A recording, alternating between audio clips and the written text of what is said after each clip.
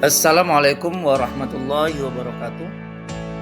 Pada kali ini kita akan membahas tentang rangkuman materi tematik kelas 6 untuk tema 2 subtema 3 dengan judul Bersatu Kita Teguh. Menjaga persatuan dan kesatuan bangsa merupakan kewajiban seluruh rakyat Indonesia karena negara kita terdiri dari berbagai suku, agama, dan ras. Sebagai pelajar, kamu dapat bersatu dalam diskusi saat belajar di dalam kelas. Persatuan yang memperteguh tekad dalam mencapai tujuan telah dicontohkan oleh para pejuang kita. Setelah proklamasi kemerdekaan, bangsa Indonesia menjadi bangsa yang merdeka. Merdeka dari segala bentuk penjajahan. Setiap warga negara berhak untuk menikmati kemerdekaan tersebut, namun berkewajiban juga untuk menjaga kemerdekaan.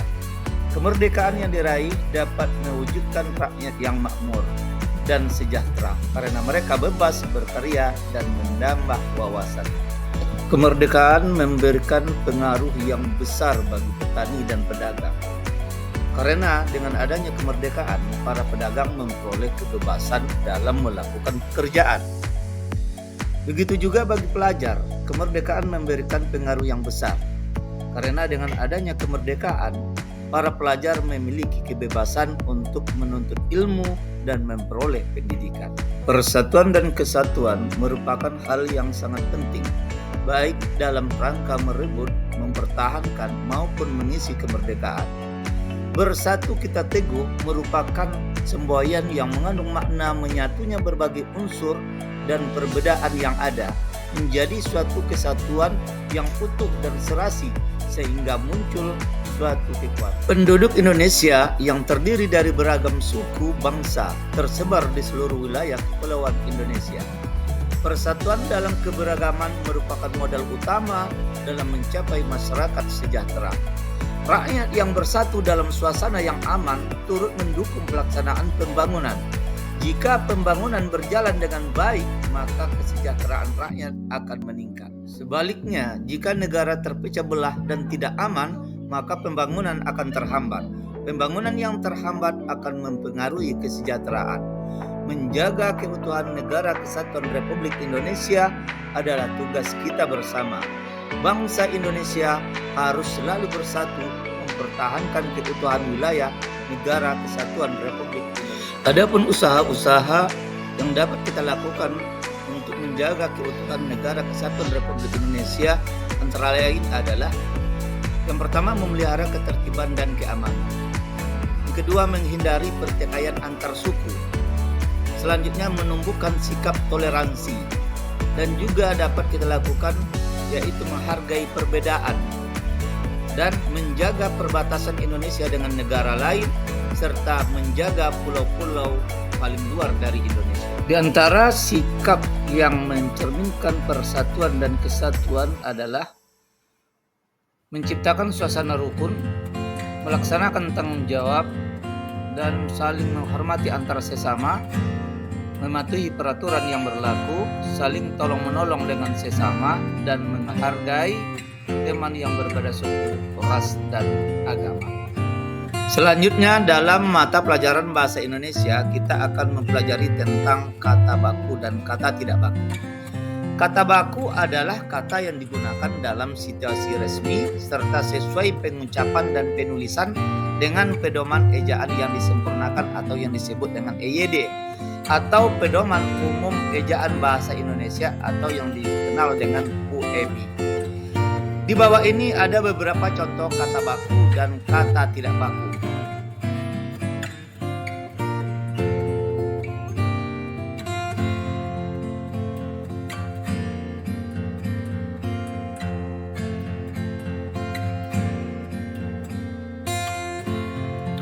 Dalam mata pelajaran ilmu pengetahuan alam, kita akan mempelajari tentang manfaat hewan bagi manusia dan lingkungan, juga manfaat tumbuhan bagi manusia dan lingkungan.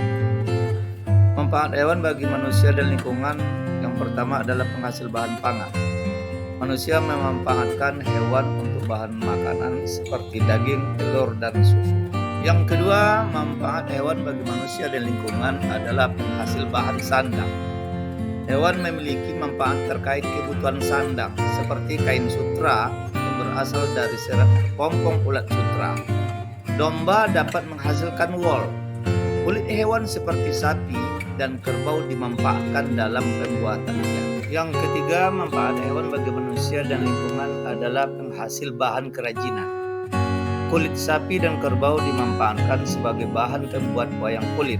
Selain itu, bulu angsa juga dimanfaatkan untuk membuat kok. Selanjutnya, manfaat hewan bagi manusia dan lingkungan adalah penghasil pupuk organik.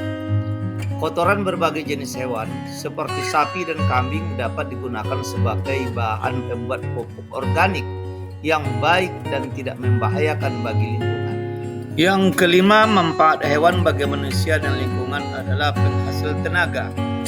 Tenaga gajah dimanfaatkan untuk mengangkut kayu, tenaga kuda dimanfaatkan untuk menarik delman, dan tenaga kerbau dimanfaatkan untuk membajak sawah. Selanjutnya kita akan mempelajari tentang manfaat tumbuhan bagi manusia dan lingkungan. Di antara manfaat tumbuhan bagi manusia adalah sebagai bahan makanan. Bagian tumbuhan yang dapat digunakan untuk bahan makanan adalah batang, daun, bunga, buah, dan biji. Yang kedua, manfaat tumbuhan bagi manusia dan lingkungan adalah sebagai bahan sandang. Serat kapas dapat dimanfaatkan untuk membuat kain katun. Yang ketiga, manfaat tumbuhan bagi manusia adalah sebagai bahan bangunan.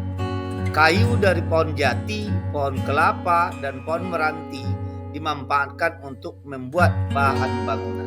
Selanjutnya, manfaat tumbuhan bagi manusia dan lingkungan adalah sebagai bahan obat-obatan. Banyak tanaman dimanfaatkan untuk obat, seperti jahe untuk mengobati batuk, daun kumis kucing untuk mengobati ginjal, dan daun jambu biji untuk mengobati diare. Berikutnya, manfaat tumbuhan bagi manusia adalah sebagai bahan industri. Industri banyak memanfaatkan tanaman untuk kebutuhan manusia, seperti getah karet digunakan dalam pembuatan ban. Getah pinus dimanfaatkan sebagian orang dalam industri cat, dan kayu pinus digunakan dalam industri kertas, serta buah kelapa sawit dimanfaatkan sebagai bahan dalam industri minyak goreng. Selanjutnya, manfaat tumbuhan bagi manusia adalah sebagai bahan pewarna alami. Tanaman dapat digunakan sebagai pewarna, seperti sawi dan pandan untuk warna hijau. Wortel digunakan untuk pewarna jingga, dan kunyit digunakan untuk pewarna kuning. Yang ketujuh, manfaat tumbuhan bagi manusia adalah untuk menjaga kualitas air. Tanaman bakau menjadi penyaring alami dari air laut menjadi air tawar. Dalam materi pelajaran IPS kita kali ini, kita akan membahas tentang naskah teks proklamasi dan bendera Sangsaka Merah Putih. Teks proklamasi awalnya ditulis tangan oleh Soekarno, kemudian diketik oleh Sayuti Melik agar terlihat rapi. Teks asli tersebut kemudian dibuang ke tempat sampah. Salah seorang pemuda yang ikut hadir pada saat persiapan proklamasi kemerdekaan adalah BM Dia. Ia mengambil naskah asli dari tempat sampah dan disimpannya. Ia menilai bahwa teks tersebut memiliki sejarah tinggi. Naskah asli teks proklamasi yang disimpan oleh BM Dia selama 46 tahun, 9 bulan, 19 hari, kemudian dikembalikan kepada bangsa Indonesia. Dia membawa naskah asli proklamasi kemerdekaan Republik Indonesia pada hari Selasa pagi, tanggal 19 Mei tahun 1992 pukul 10.30 WIB dan menyerahkannya melalui Presiden Soeharto. Naskah itu kemudian disimpan oleh Arsip Nasional atas anjuran Soeharto. Sangsaka Merah Putih merupakan sebutan bagi bendera nasional Indonesia. Warna merah putih memiliki makna. Merah berarti berani dan putih berarti suci. Merah melambangkan tubuh manusia, sedangkan putih melambangkan jiwa manusia. Keduanya sangat penting dan saling melengkapi. Bendera pusaka Sangsaka Merah Putih dijahit langsung oleh Ibu Fatmawati, yaitu istri Presiden Soekarno pada tahun 1944.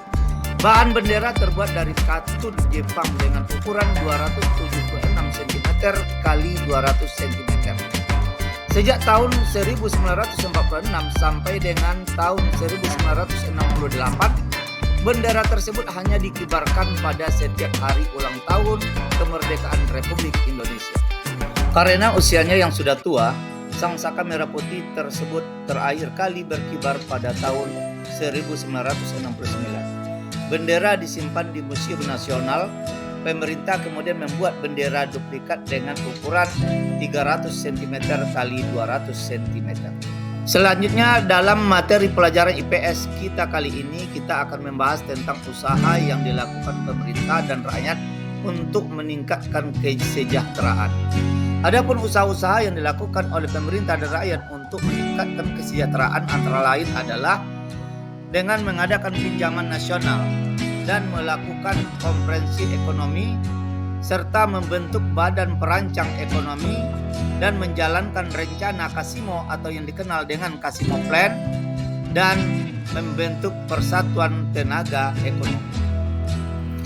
Dalam materi pelajaran seni budaya dan prakarya, kali ini kita akan membahas tentang pola lantai tari indang.